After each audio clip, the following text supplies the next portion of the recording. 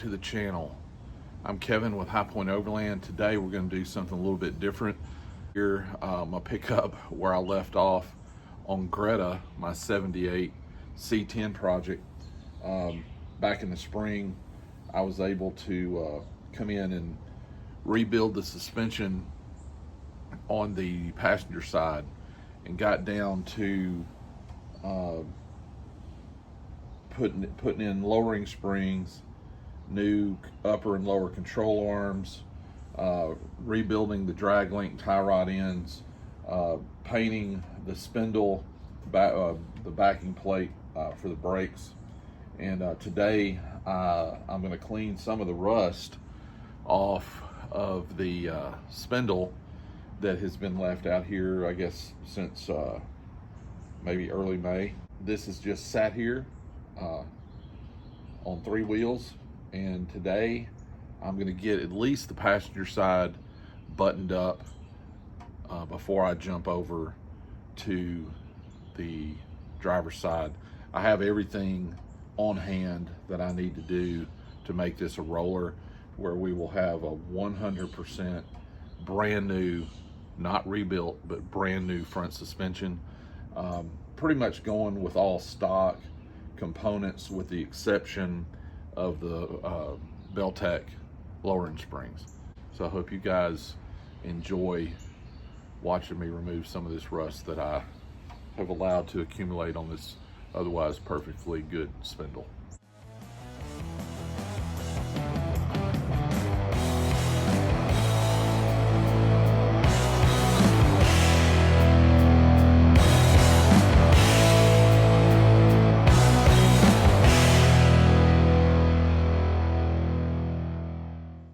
Last week, my buddy Matt gave me a bearing packer press thingamajig for my birthday. So I came out here to try it out. Took the inner bearing, packed it, installed the seal. Obviously this is the back side of the front disc. I'm going to flip it over on the other side and show you how this can be packed much easier with the new fangled contraption. Okay, so what you do is you take your grease, put it in the bottom of the cup here. This blue cup at the top keeps contaminants out of your grease. So this now becomes your grease container. This unscrews, and if you ever run low of grease, it's got a zerk here at the top where you can pump through your grease gun and it'll transfer the grease to the bottom. But I scooped this out of my grease container the other day and filled this up.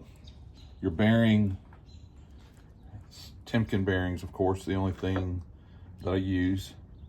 You set it down just like so. Screw this down to where it's tight, okay? And if you watch here at the top of the bearing, I hope that you can see this, you'll see the grease start to squirt up through.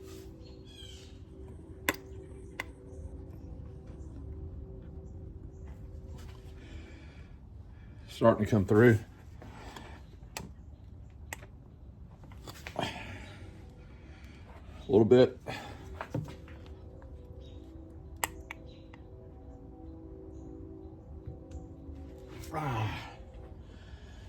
There you go. As you can see through the top of the bearing, I'll pull it out.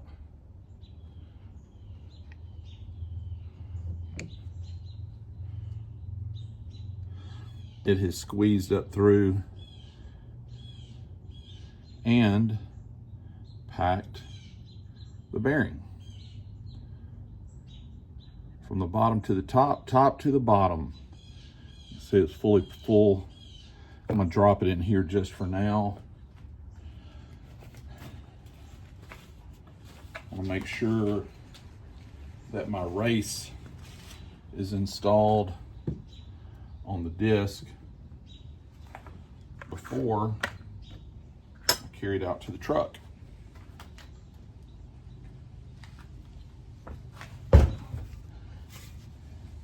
The race is installed.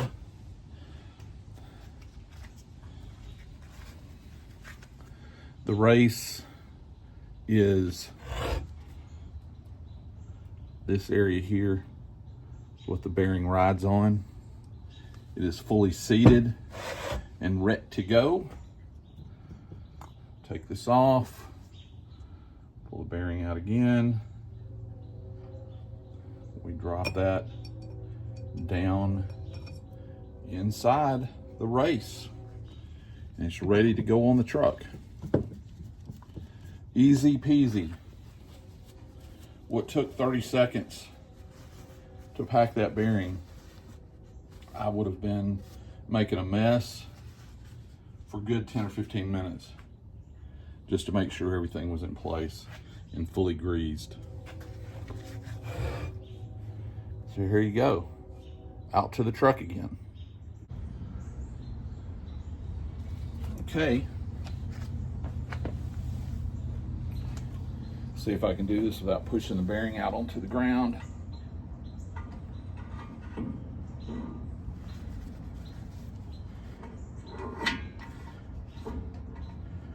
Caught it with my thumbs. There we go. She's in.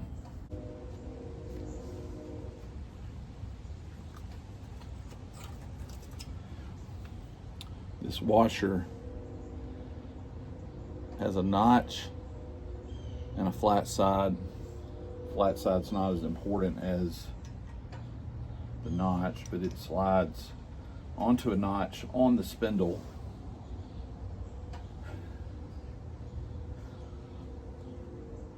Original castle nut.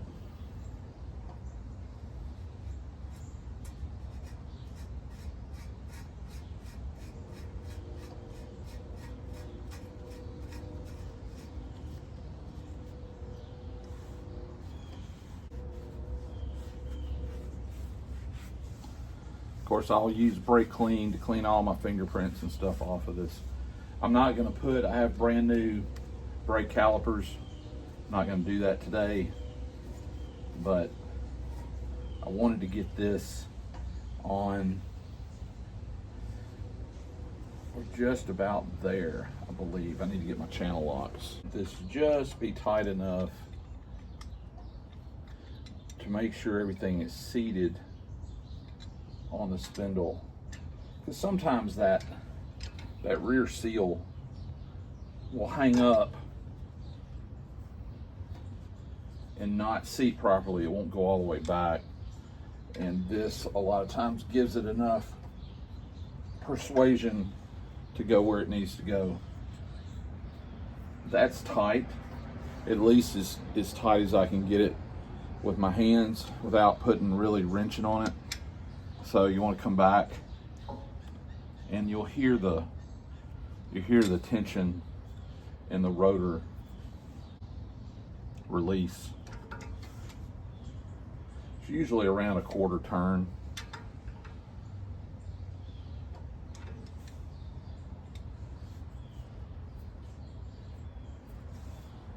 That's all there is to it.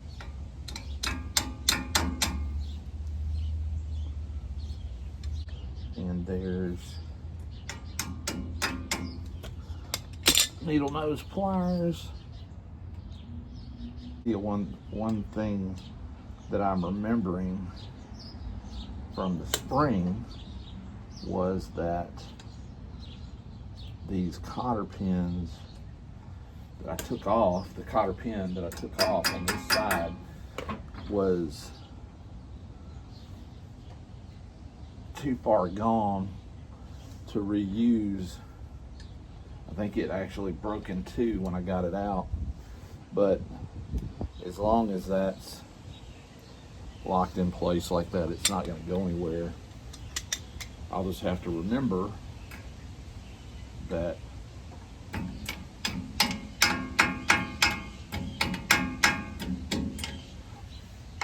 I do my nut and bolt check before this thing goes on the road that I put a longer cotter pin in there. New dust cap, because I destroyed the other one. It had been on there for so long. Fancy brass hammer. Trying not to bend it up so bad.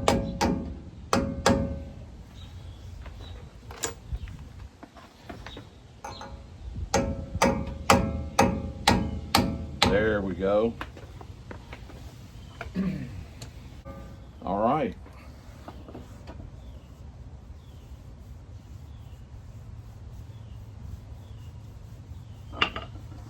Very nice.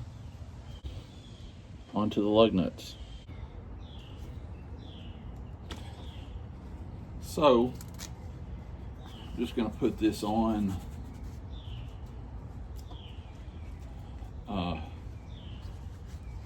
It'll keep the weather off the brake surface of the disc until I decide to finish up this side of the truck.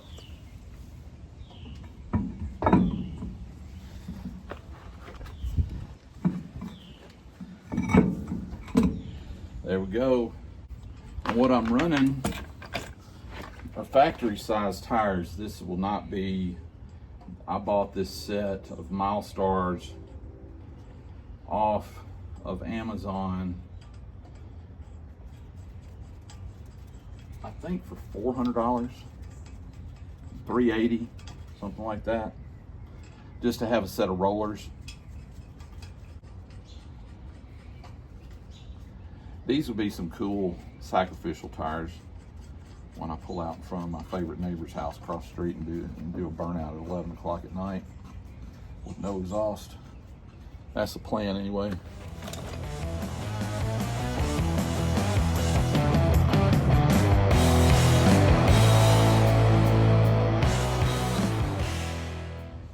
Those of you that are curious, these are Milestar street steel. I forget the size, they are 235 60 15s. But they remind me, the tread pattern remind me of the old Goodyear Eagles that a lot of us ran back in the 80s. Of course, I don't think I ever had any Goodyear tires on my Chevelle or the station wagon, the snagging wagon that I had, my 76 Caprice wagon. Well, I always ran Firestones because that was the place that my dad had the tire count for the business. And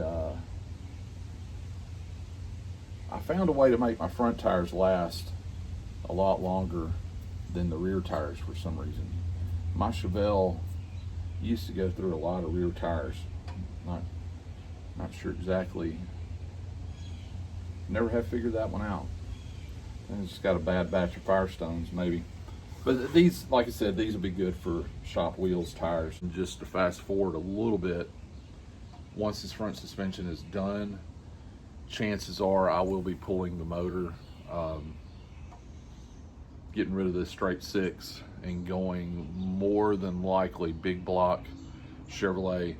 But I'll be giving a little bit more background on this project, and it's going to be a long-term project.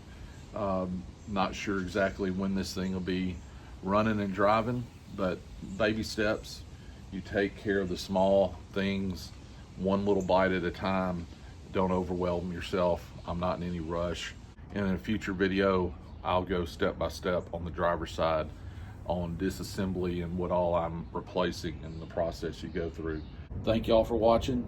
Keep your shiny side up, dirty side down. Keep it between the ditches. Pack out what you pack in. Practice tread lightly principles unless you're doing a burnout. Then hammer down.